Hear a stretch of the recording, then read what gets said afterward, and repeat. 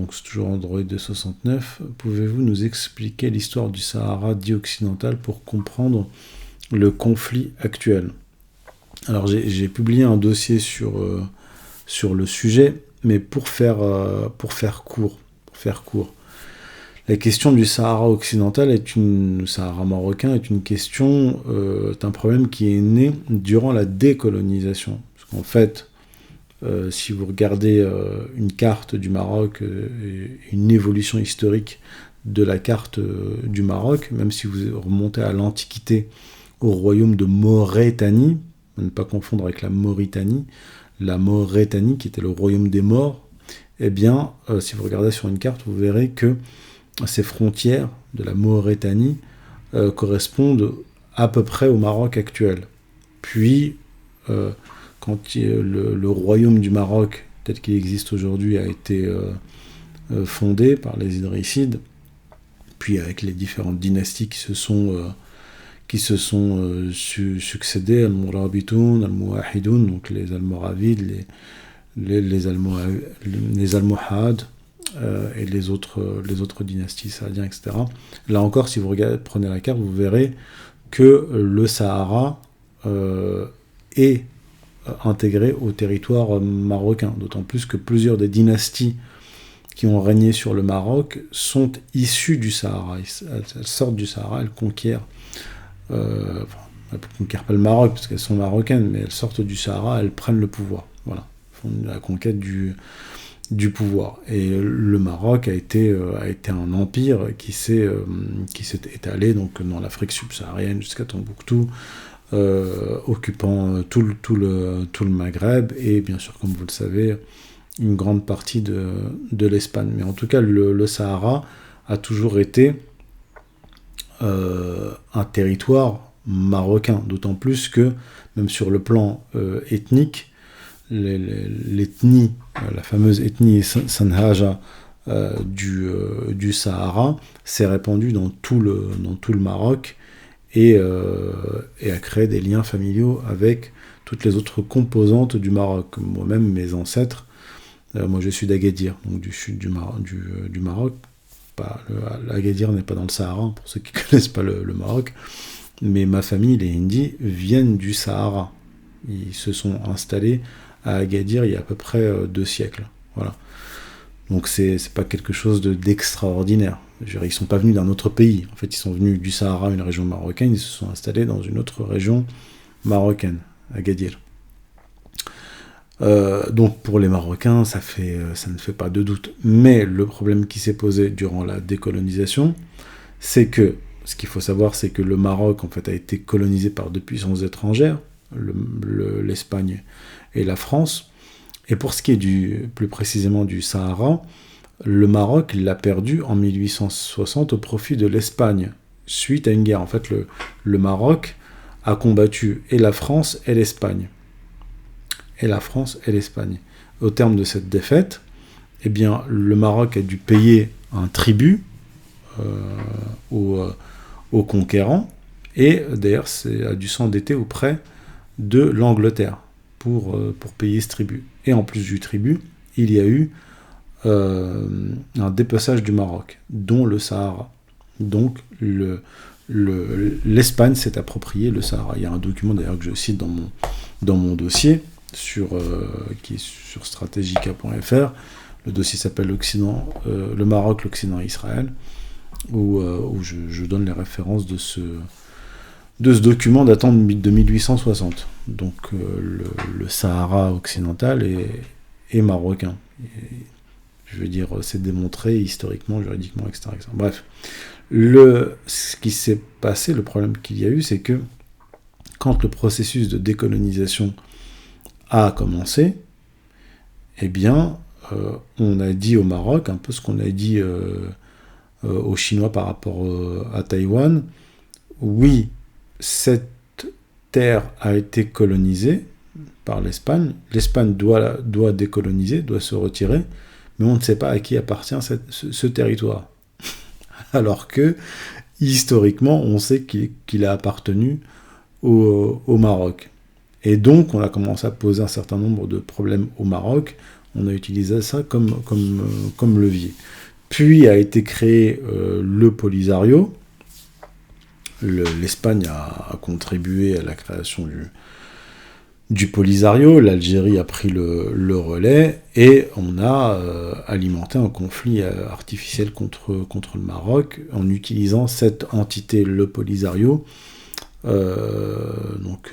d'obédience marxiste, pour faire pression sur le Maroc et revendiquer une partie du territoire marocain. Mais je veux dire, pendant la colonisation, pendant le protectorat plus précisément, le Polisario n'existait pas. Avant le protectorat, il n'y avait pas d'État sahraoui indépendant, ça n'existait pas non plus.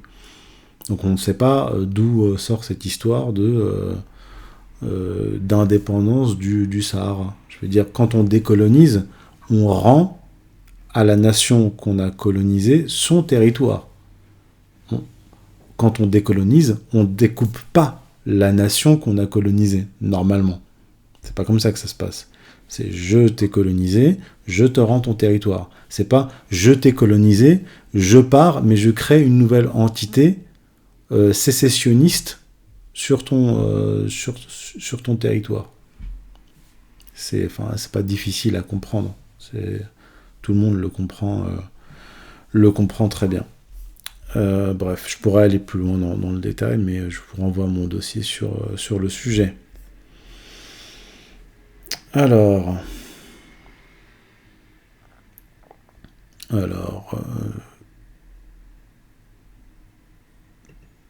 le pseudo, donc je ne vois pas votre pseudo, mais donc M-E-Y, voilà, vous reconnaîtrez. Bonjour Monsieur Indy.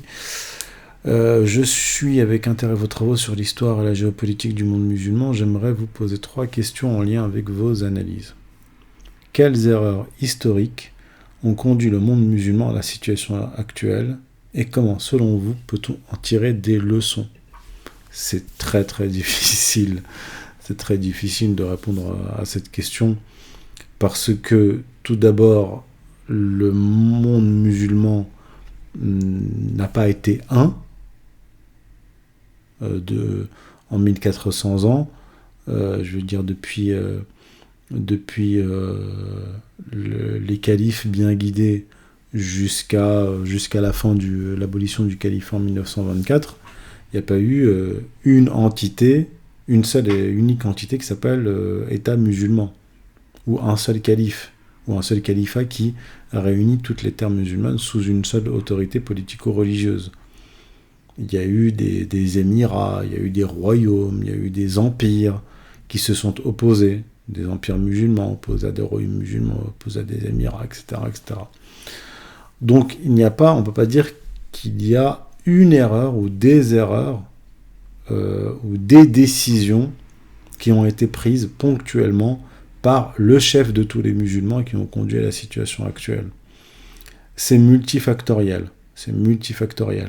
D'abord, vous avez sur le plan civilisationnel et religieux déjà à l'époque, Abu Hamid al-Ghazali, qui est mort en 1111, donc qui a vécu au 11e, 12e siècle, pointait du doigt le fanatisme des fuqaha, c'est-à-dire qu'à un moment donné, on a eu un début de sclérose de la pensée islamique et qui s'est réduite à la dimension du fiqh, c'est-à-dire du droit et de la jurisprudence. Ça a été un véritable problème et ça a eu des conséquences graves puisque les sciences profanes, domaine dans lequel les musulmans excellaient et étaient en pointe à l'échelle de la planète, eh bien, se sont effondrés.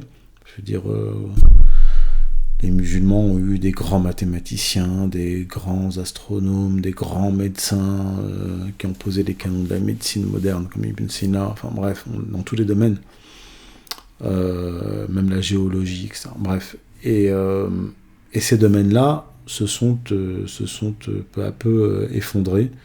Alors, c'est pas seulement dû au fanatisme des fuqaha, mais en tout cas, c'est une des raisons qui explique la décadence du monde musulman. Vous avez aussi des phénomènes exogènes, c'est-à-dire les invasions, notamment l'invasion mongole, l'invasion par les Seldjoukides, puis l'invasion mongole qui a causé la fin du califat abbasside, avec la destruction de millions de manuscrits scientifiques, etc.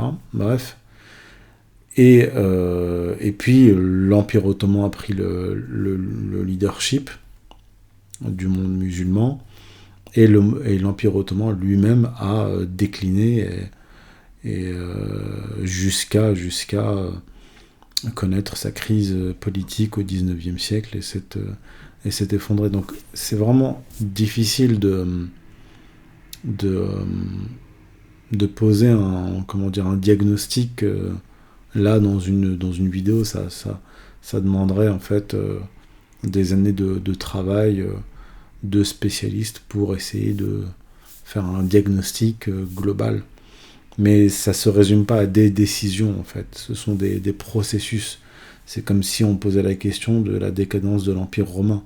Et même, alors que sur l'Empire romain, on a beaucoup plus de recul, puisque le califat n'a été aboli qu'en 1924, alors que l'Empire romain, lui, c'est dans l'Antiquité tardive qu'il a connu sa décadence et son effondrement. Et bien même sur le cas romain, il n'y a pas de consensus de tous les historiens sur le sujet. Quel regard portez-vous sur les courants islamiques contemporains tels que le réformisme, le salafisme ou l'islam politique dans leur contribution ou leurs limites face aux enjeux actuels? Alors, j'ai écrit sur ces sujets-là, mais si je veux être objectif, que ce soit le réformisme islamique ou le salafisme, ils sont, comment dire, ils n'ont pas été créés ex nihilo. Ils sont quand même le résultat d'un processus, et le processus de décadence dont on a parlé. C'est parce qu'il y a eu une décadence de la pensée musulmane qu'à un moment donné, vous avez eu l'émergence de mouvements et de personnalités qui ont voulu revivifier l'islam. À mon sens, ils s'y sont mal pris.